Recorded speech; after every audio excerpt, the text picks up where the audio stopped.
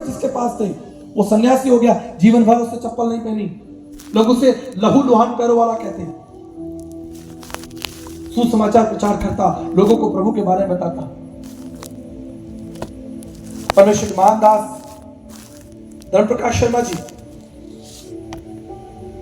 he was a member of parliament, Rajya Sabha सांसद थे।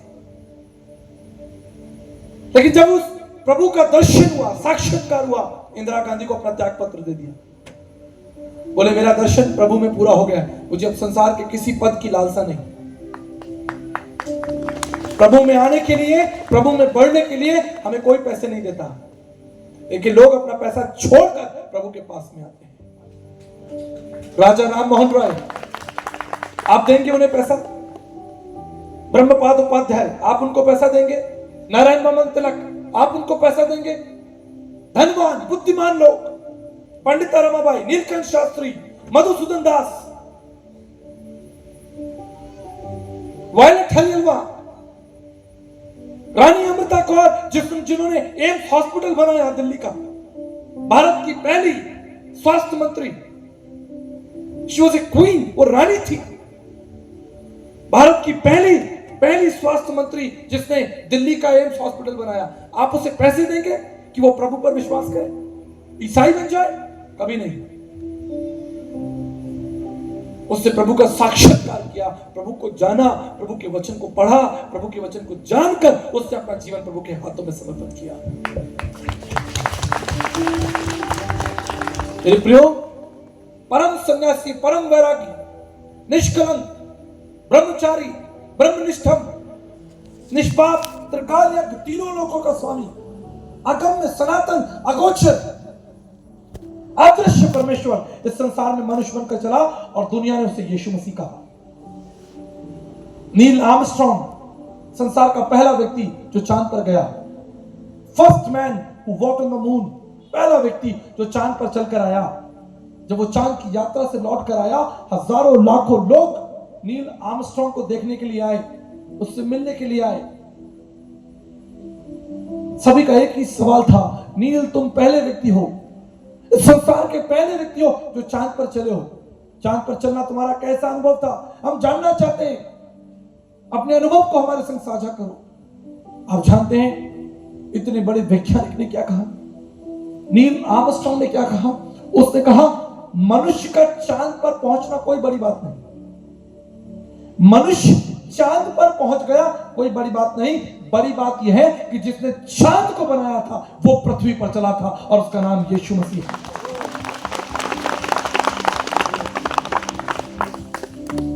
इतना सामर्थ्य, पूरा विश्व यीशु मसीह को जानता है, पूरा विश्व, Russia, France, Germany, Italy, Holland, Poland, New Zealand, Sri Lanka, Japan, Korea, Burma, Thailand, Bharat, पूरे विश्व में उसके लाखों करोड़ों उसको प्यार करने वाले लोग हैं। ये पैसे से खरीदे हुए लोग नहीं हैं, पैसे से खरीदे हुए लोग नहीं, ये वो लोग हैं जिन्होंने उसकी सामर्थ को जाना है, उसके सन्यास, उसके वैराग्य, उसके दर्शन और उसकी मृत्यु को जाना है कि वो क्रूस पर क्यों मारा गया।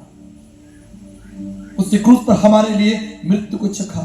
जब हम निर्बल, कमजोर थे, मसीह हमारे लिए मृत्यु को चख लेता है।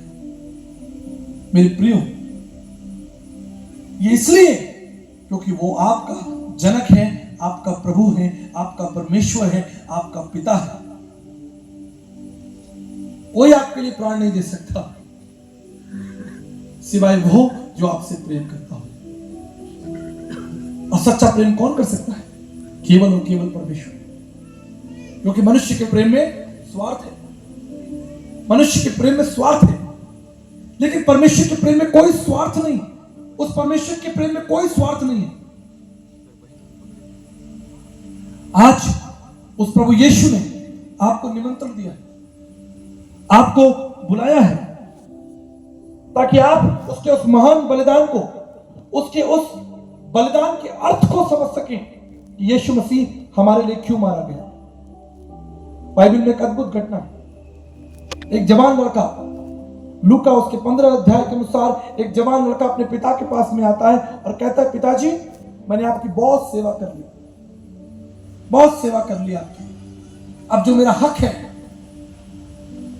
जो हक मेरा है, मुझे दे दे और मैं अपनी जिंदगी को अपनी बुद्धि, अपनी समझ और अपनी स्वतंत्रता से जीना चाहता हूं।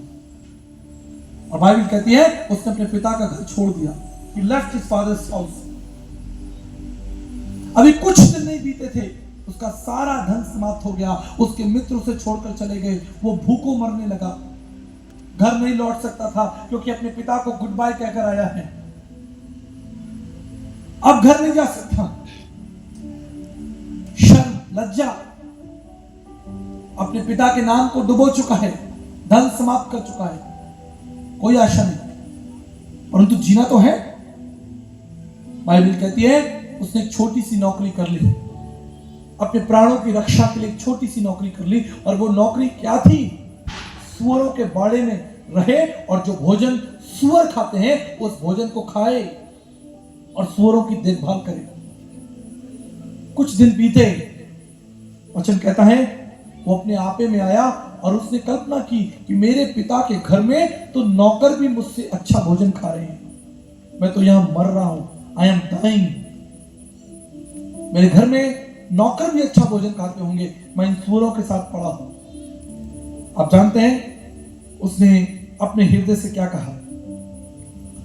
उसने अपने हृदय से कहा, लूका उसका 15 अध्याय और उसके 18 पद में लिखा है, अब मैं उठकर अपने पिता के पास जाऊंगा और उससे कहूंगा कि पिताजी, मैंने स्वर्ग के विरोध में और तेरी दृष्टि में पाप किया है। What a confession! मैंने स्वर्ग के परमेश्वर और तेरी दृष्टि में पाप किया है। मैं इस योग्य नहीं कि मैं तेरा बेटा कह रहा हूं। मैंने आपके नाम को खराब कर दिया है, मैंने आपकी संपत्ति को नष्ट कर दिया है। अब मैं इस योग्य नहीं कि मैं आपका पुत्र कहलाऊं, लेकिन अपने दास के एक नौकर के रूप में मुझे अपने घर में रख ले। कैसी भारी परिस्थिति है, कैसी भारी परिस्थिति है। एक पुत्र अपने पिता से कह रहा है मेरे प्राणों की रक्षा के लिए मुझे अपने घर में नौकर ही रख ले। आप जानते हैं एक बड़ा चमत्कार हो गया, बड़ा चमत्कार। जब वो अपने घर आया, बाइबल कहती है 15 अध्याय 20 पद में कि अभी वो दूर ही था, उसका पिता उसे देखकर तरस खाता। कई महीनों के बाद लौट रहा है, खाना ठीक से नहीं मिला, बाल बड़े हैं, कपड़े फटे हैं, हालत खराब हो चुकी है, पहचानने में नहीं आता होगा। लेकिन बाइबल कहती है कि उसके पिता ने उसे दूर से ही पहचान लिया और उस पर तरस खाया। संपूर्ण पवित्र शास्त्र बाइबल के अंदर तरस एक बहुत ही सामर्थ्य और बहुत ही रहस्यपूर्ण विचार है। पुनरुत्थान के बाद तरस बाइबल का सबसे सामर्थ्य और सबसे रहस्यपूर्ण विचार है। पिता ने पुत्र के ऊपर तरस खाया और उसका स्वागत किया और अंगूठी पहनाकर उसे पुनः वो पद, वो स्थान दे दिया और उसे चूमा और उसके लिए एक बड़ा त्योहार किया। अपने सारे मित्रों को बुलाया, अपने पड़ोसियों को बुलाया और जानते हैं क्या कहा? उसने अपने लोगों से कहा, ये मेरा पुत्र है जो मर गया था फिर जी गया है, ये मिल गया है, ये खो गया था, आओ हम आनंद करें। यीशु मसीह संसार में क्यों आया? आपको ईसाई बनाने नहीं आया, आपको ईसाई बनना भी नहीं है। आपको मालूम है बाइबल में क्या लिखा है? अगर कुछ बनना है तो सिर्फ एक बात लिखी है, मैं पवित्र हूं, तुम पवित्र बन जाओ। मैं पवित्र हूं, तुम पवित्र बनो। यीशु मसीह संसार में क्यों आया? खोए हुए को ढूंढने के लिए, जो खो गया है उस पर तरस खाने के लिए। आज ये संदेश मैं आपके लिए छोड़कर जाता हूं। मैं यहां से चला जाऊंगा, लेकिन मेरी आवाज, ये वचन आपके कानों में गूंजता रहना चाहिए कि जब हम पापी थे, यीशु मसीह हमारे लिए मरा, उसने दुख उठाया, उसने मेरे और आपके लिए भयानक मृत्यु को चख लिया, भयानक मृत्यु को, वो मृत्यु जिसे आप कभी चखना नहीं चाहेंगे। मुझे याद है एक बार मैं हवाई जहाज की यात्रा कर रहा था और हमारे जहाज में एक बड़ा टर्बुलेंस हुआ। टर्बुलेंस समझते हैं आप? आंधी तूफान, जब आकाश के अंदर बड़ा तूफान आता है और उस तूफान के अंदर आपका जहाज फंस जाए, पूरा जहाज पत्ते की तरह काटने लगता है। अगर वो तूफान ज्यादा तेज हो तो जहाज गिर भी सकता है। पिछले दिनों एक जहाज ऑस्ट्रेलिया का, आई थिंक, एक जहाज टर्बुलेंस में फंस गया, उसमें एक आदमी मर गया और कितने लोग घायल हो गए और वो जहाज शायद हांगकांग में उतारना पड़ा। बड़ी कठिन परिस्थिति थी। मैं उस जहाज में था, मृत्यु बिल्कुल सामने थी। मुझे लग रहा था कि शायद आज ये जहाज जरूर गिर जाएगा, हम सब मर जाएंगे। लेकिन आप जानते हैं, उस कठिन परिस्थिति में जो पायलट था वो बार बार एक बात बोल रहा था। उसने कहा कि मैं एक ट्रेन पायलट हूं, आप चिंता मत कीजिए। मुझे इस स्थान पर 20 साल का अनुभव है। 20 साल से मैं इस मार्ग पर गाड़ी, वाहन जो है, हवाई जहाज चला रहा हूं। 20 ईयर्स, आप बिल्कुल चिंता मत कीजिए, मैं आपको निश्चित सुरक्षित सिंगापुर में उतार दूंगा। तभी परमेश्वर ने मुझसे एक बात कही,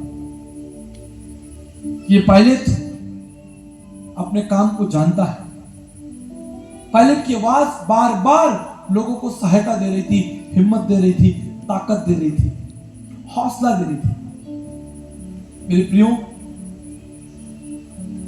अगर एक पायलट की आवाज आपको हिम्मत और ताकत दे सकती है, जीवन की आशा दे सकती है, आप जानते हैं, एक आशा, एक आवाज स्वर्ग से आ रही है कि मैं तुम्हारा परमेश्वर हूं, ना तुम डरना, ना तुम्हारा मन कच्चा हो। मैं तुम्हारा परमेश्वर, तुम्हारी सहायता करूंगा और मैं तुम्हारी अगुवाई करूंगा। आप जानते हैं, जब एक जहाज आसमान में उड़ता है, पृथ्वी से एटीसी कंट्रोल उस जहाज को निर्देश देता है कि तुम्हारी ऊंचाई, तुम्हारी दिशा, तुम्हारी गति क्या होनी चाहिए। बार बार पृथ्वी के एटीसी कंट्रोल ऑफिस से उसे निर्देश आता है, क्योंकि वो जहाज आसमान में उड़ रहा है। अगर आसमान में उड़ते हुए जहाज के लिए जमीन पर बैठे एटीसी कंट्रोल का निर्देश, उसकी आज्ञा जरूरी है, तो कल्पना कीजिए पृथ्वी पर चलने वाले मनुष्य के लिए स्वर्ग में विराजमान परमेश्वर की आज्ञा कितनी जरूरी होगी। यीशु मसीह संसार में क्यों आया? ताकि तुम पृथ्वी के सिद्धांतों पे भरोसा ना करना, तुम